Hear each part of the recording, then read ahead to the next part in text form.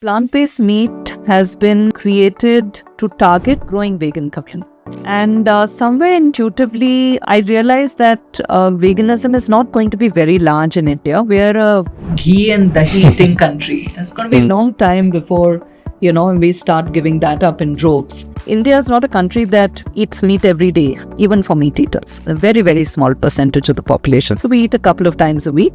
And what's interesting is that culturally, the makeup of this country is such that there are over 100 plus non-meat eating days where meat eaters abstain from eating meat.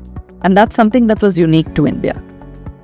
In addition to that, when you look at the numbers, 70% of the country is a meat-eating population, contrary to popular perception that we are a vegetarian nation. So the choice was, do you go after a super niche vegan community? Very, very clearly no. A lot of people thought we should target vegetarians. But in India, a vegetarian doesn't have the taste for meat. You're unfamiliar with the texture. And that leaves then 70%, but why would you launch for meat eaters?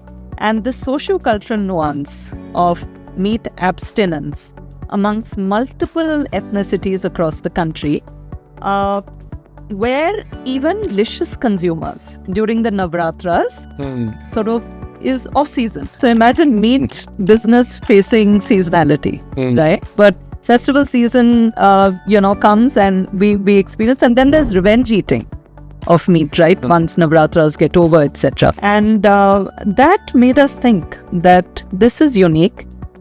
These are our own customers.